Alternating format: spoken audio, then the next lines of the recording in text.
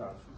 So usually the traditional fields in which the granular propellants such as gunpowder or gun propellants, so weaponry, internal ballistics or barrel systems, or solid fuel engines. However, later, as interest in explosion safety increased, particularly in manufacturing and storage of rocket fuels, there was a need to understand the mechanisms of another regimes, such as convective burning or even low-speed detonation. So when, for example, gun propellant burns in a regular manner, layer by layer, so it's one case. But in another case, if something happened, a accidental explosion, so convective burning or low-speed detonation, so totally different regime. And later, at the same time, the characteristics of convective burning have proven valuable for a variety of pulse technical devices and mobile systems. So nowadays there are a number of applications in which it's possible to use the positive features of such regimes of burning. Here I follow the works of Professor Yermolayev, Beijing from Semenov Institute of Chemical Physics, so they are summarized in this book.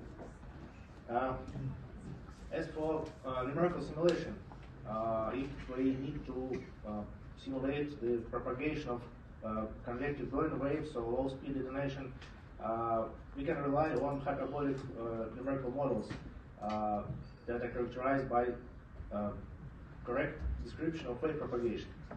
However, nearly all mathematical models of propellant combustion, which are based on standard geometric Bernoulli model, are applied under typical internal ballistics, so they consider the propellant as incompressible medium.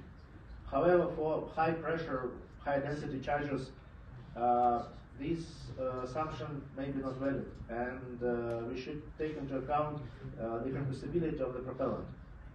And so the goal of this paper is to adopt the classical concepts of granular propellant burning for the use in advanced two-phase flow models. Because actually, usually, even nowadays, the models that are used to describe the combustion of propellants in typical conditions of artillery shot or solid fuel engines, so they were developed many years ago, and engineers still use them. However, if you want to move towards the advanced applications, we should use advanced two-phase flow models. So good, and is widely used now. So originally it was developed for DDT and heterogeneous explosive, but now it's used for a wide range of two-phase flows, such as bubbly flows and flows with droplets, granular flows, so many other applications. So the reason that this model is hyperbolic for a wide range of parameters, that is why we can use the whole range of numerical methods that have been developed for hyperbolic models. So the second thing is that this model is thermodynamically compatible. So it means that for the solutions, the second law of thermodynamics is valid, and that is why the solutions are physically relevant. And so actually that are the most important things. And also there are a number of further developments of this model, but my goal is to study how this model can be used for the combustion of granular propellants, not for heterogeneous explosive where everything is mixed, but when we have separate granules. For that, we should specify the term C. C is the term responsible for mass release as a result of combustion. Let's compute that. So here we follow the classical approach for gun propellants that can be found in any book on this topic. So C is N over W, where N is number of grains in a volume W, and M over dt is the mass release from one particle, and we use the standard burning rate. Let it be just a linear function of P. So it's a known linear function of gas pressure. So we introduce the psi value. Psi value is the relative volume of burnt propellant, and we assume that the compressibility of the propellant doesn't alter the standard geometric Bernoulli model. So it means that under influence of external pressure, the propellant grain undergoes uniform compression in all directions. So in this model, the volume of a grain decreases not only due to combustion, but also due to compression from pressure. Because if we use two-phase flow model, we should take it into account. And it's not only to describe in more detail the process, but also it's the requirement of the model. If you want to have the conservation law for particle number, we should take into account the changing of the volume of the grain due to gas of gas pressure. And in this model, the changing of volume is due to term F. F is the compaction term, and mu sub C is the compaction viscosity. So actually, everything already contains in this model. But we should use this relationship between phi and z, where z is relative thickness of the burner layer. So this is the illustration for a single channel propellant grain, as I'm going to show you the simulation result for this case. And for the majority of existing propellant grains, these blue constants are known, constant from characteristic quantity. So these are parameters that define the geometry of our grain. So here we get the expression for C that is also well known. So here there is no differences whether the propellant is compressible or not. However, we need equation for Z, how this relative thickness of burner layer changes. And here we should take into account the compressibility. So in classical books, the volume changes only due to combustion. So dz over dt equals to burning rate over E1. But now we should take into account compressibility. And here we say that the mass of the grain at the stage of compression does not change, and then we can get the relationship between changing of volume and changing of density. And the beauty of the model that we do not need to take this d rho over dt from somewhere. It already exists in our model. And so now we have modified model. We added to the classical term another term which depends on the compressibility effect. And now we can check and what can we get on this way. To do that, we need to consider the experiments in closed vessel. So it's the manometric bomb. And now we can reduce the full bioorganizator model to this thermodynamic model. So we just neglect the whole special derivatives. We say that velocities of gas and solid phase equals to 0, and so on, and we get the simplest possible model. And so here, the red terms are new terms, and the black terms correspond to just classical thermodynamic model that can be found in any book on internal ballistics. So you can see that the complexity now is that, for example, we have energy equation for the solid phase, and we did not have it if the propellant is incompressible. We don't have energy equation for propellant. Actually, energy equation equals just heat release. But now it has its own internal energy, and we also have term F responsible for the compression, and so this is the new term in the equation for that. So this model is more complex, but it follows from bioorganizator model if you want to apply it for the consideration of convective burning or low detonation in gun propellants or granular propellants. And to show you the results, we have chosen the paper of Ishchenko and authors from Tomsk University. They carried out, so there are a lot of papers on this topic, but in this paper they provided the full set of parameters, and so it's very useful.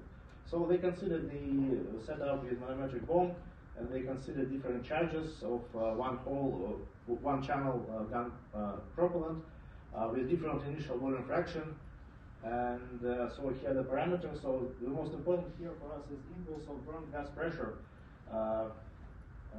which is equals to E1 over coefficient in the burning rate.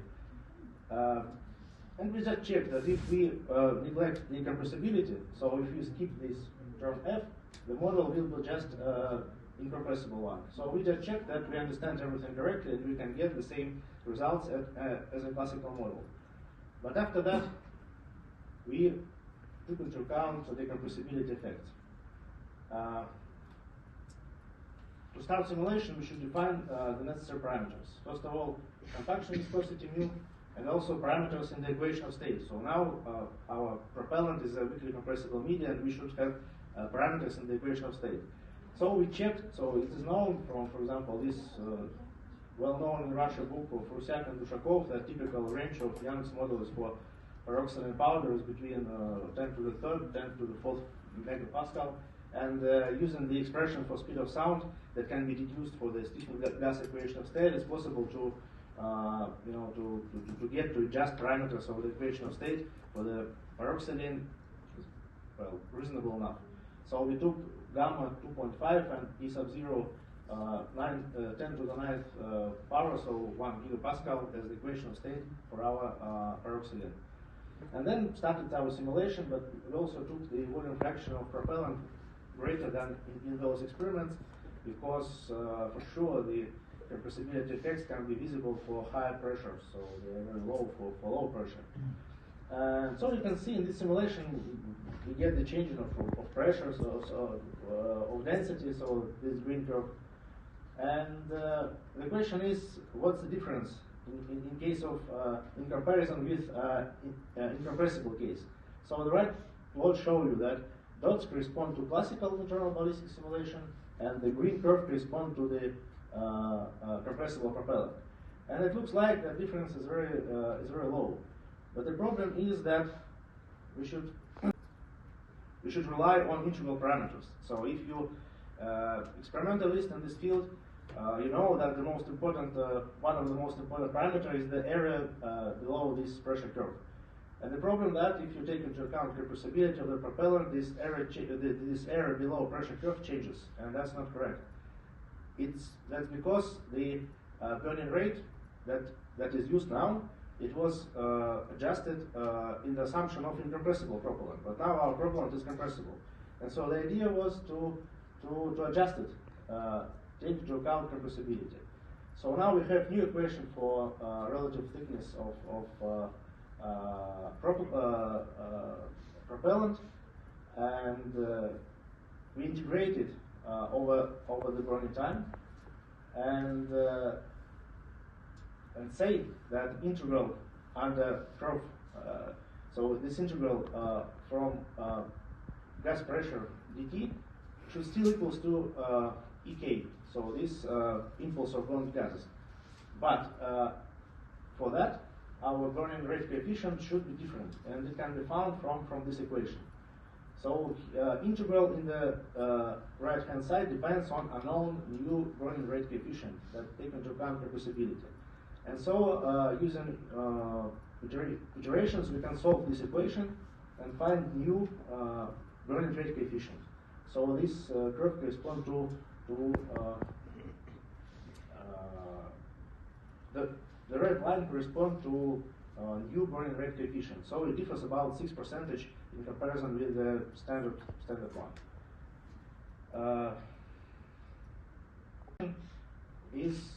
Okay, it was about the correspondence to validation against experimental data. And even in this case, so experimental data for initial volume fraction of propellant 0.125, it was provided by Beijing in their paper is orange curve, and their own classical thermodynamic model is a red line. And if you correct the take into account compressibility, we get very slow, but nevertheless shift of our curves to the experimental data. But what is more important that here that we used a well-defined set of propellant parameters, so we did not imagine anything. We just took these parameters from, you may think, from existing database of properties of propellants, and provided some corrections that are not only essential for the mathematical consistency of two-phase compressible model, but also can improve the correspondence between numerical results and simulation results. So this problem relates to, for sure, nowadays we would like to not to use empirical correlation for burning rate. So this U multiplied by P, it's not a good actually, it's the generalization of our knowledge from the process. For sure, it would be great to use the real chemical kinetics for propellant, use the real thermodynamics of products. But the problem is that if you try to use that, everything else will also change, and that's not good for engineers. And the problem is that these parameters mentioned here, they actually are standardized and must be used in many simulations of internal ballistics process or solid fuel engines. And so the problem is that we not just throw them away and substitute by something more complex, although more correct values. That is why so we decided to explain it, to study how can we correct them, to use the same actual parameters that are known, but in more advanced two-phase flow models. And the most important outcome of this work. So we propose just specific steps. How can we use the standard parameters for solid propellant combustion, granular solid propellant combustion in advanced two-phase flow models? So we should, I didn't say, but that should be, the first step is obvious, we should adjust heat release. So if we have internal energy of our propellant, we should take it into account to adjust heat release. We should add a term to the equation for the relative thickness that takes into account the changing of the volume due to compression. And we should define new burning coefficient, because the old one is wrong now, because it was deduced from the assumption of a compressible propellant. And in this sense, so this work does not contradict to classical, so we do not try to change anything classical. It just, so current results complement classical one. And there are a number of corrections to classical burning rate due to erosion, the erosive effect, or initial temperature of the propellant, and so on. So these results can be considered as possible correction of the standard burning rate coefficient with respect to compressibility effects. So that's it. And thank you so much. These are my contacts here. I really live in Harbin, or Juzai Harbin, so Ushihakunda, the Dell show. I'm open for questions, any communications, and the results are published. And if for further details, you can read this physics of fluids paper. Okay, that's all. Thank you.